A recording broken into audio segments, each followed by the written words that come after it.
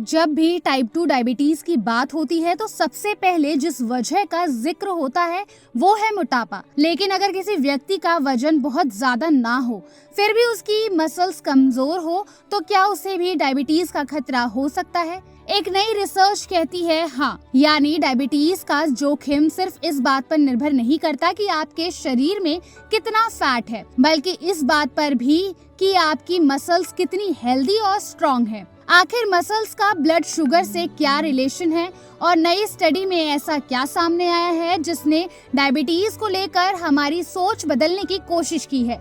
आइए समझते हैं। हाल ही में प्रतिष्ठित मेडिकल जर्नल डायबिटीज केयर में प्रकाशित एक बड़े अध्ययन ने टाइप 2 डायबिटीज के जोखिम को लेकर एक नया नजरिया पेश किया है। इस अध्ययन में यूके बायोबैंक के 4,79,607 ऐसे एडल्ट्स को शामिल किया गया जिन्हें शुरुआत में डायबिटीज नहीं थी। रिसर्चर्स ने इन पार्टिसिपेंट्स को 14 साल से अधिक समय तक फॉलो किया। इस दौरान करीब 32,950 लोगों में टाइप 2 डायबिटीज विकसित हुई। इस रिसर्च का फोकस एक ऐसी स्थिति पर था जिसे सार्कोपेनिक ओबेसिटी कहा जाता है। सुनने में ये शब्द मुश्किल लग सकता है, लेकिन इसका मतलब समझना आसान है। ओबेसिटी यानी शरीर में जरूरत से ज्यादा फैट जमा होना और सार्कोपेनिक यानी कि मसल्स का धीरे धीरे कमजोर होना, उनका मास और स्ट्रेंथ कम होना। जब ये दोनों स्थितियां एक साथ मौजूद हो तो उसे सार्कोपेनिक ओबेसिटी कहा जाता है। ये समझना भी जरूरी है कि हमारी स्केलेटन मसल्स शरीर में ब्लड शुगर यानी कि ग्लूकोज का इस्तेमाल करने वाले सबसे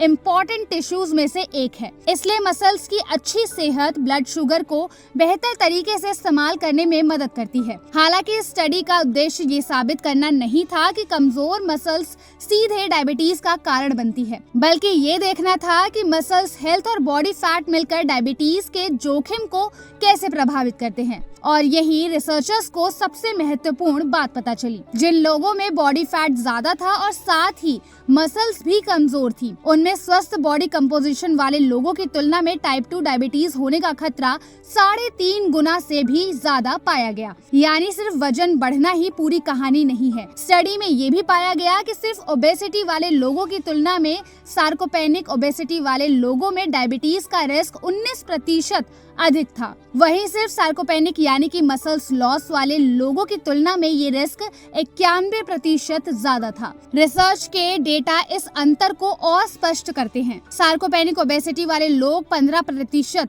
लोगों को अगले 10 वर्षों के भीतर टाइप 2 डायबिटीज हो गई, जबकि सिर्फ ओबेसिटी वाले लोगों में ये आंकड़ा करीब 11% था। और जिन लोगों में ना ओबेसिटी थी और ना मसल लॉस, उनमें ये जोखिम सिर्फ 3% रहा। रिसर्चर्स ने ये भी पाया कि ये जो रिलेशन है वो महिलाओं और 60 वर्ष से कम उम्र के एडल्ट में अपेक्षाकृत अधिक मजबूत था। स्टडी के लीड ऑथर जोंग यांग गुआन, जो कि कर्टिन यूनिवर्सिटी ऑस्ट्रेलिया से जुड़े हैं, वो कहते हैं कि ये रिसर्च उस आम धारणा को चुनौती देती है कि डायबिटीज का खतरा मुख्य रूप से सिर्फ बॉडी वेट से तय होता है। उनके मुताबिक अतिरिक्त फैट निश्चित रूप से जोखिम बढ़ाता है, लेकिन मसल्स हेल्थ भी इस पूरी तस्वीर का एक इम्पोर्टेंट हिस्सा है। इस रिसर्च का सबसे बड़ा संदेश यही है कि अगर डायबिटीज के खतरे को कम करना है तो सिर्फ वेट लॉस पर ध्यान देना पर्याप्त नहीं है।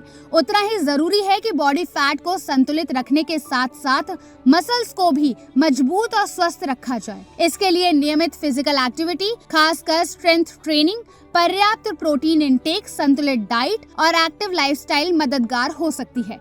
हालांकि एक्सरसाइज या डाइट में कोई बड़ा बदलाव करने से पहले अपनी उम्र, स्वास्थ्य और जरूरत के अनुसार डॉक्टर या योग्य फिटनेस एक्सपर्ट की सलाह जरूर ले। याद रखिए, फिटनेस का मतलब सिर्फ वजन कम करना नहीं होता। एक हेल्दी बॉडी वही है जिसमें बॉडी फैट संतुलित हो और मसल्स मजबूत हो। और शायद यही संतुलन भविष्य में टाइप 2 डायबिटीज जैसे गंभीर रोग के खतरे को कम करने की दिशा में एक महत्वपूर्ण कदम साबित हो सकता है। अगर आपको ये वीडियो इन्फॉर्मेटिव लगी हो तो लाइक और शेयर जरूर करिए। साथ ही ऐसे और हेल्थ अपडेट के लिए जुड़े रहिए ओनली माय हेल्थ के साथ।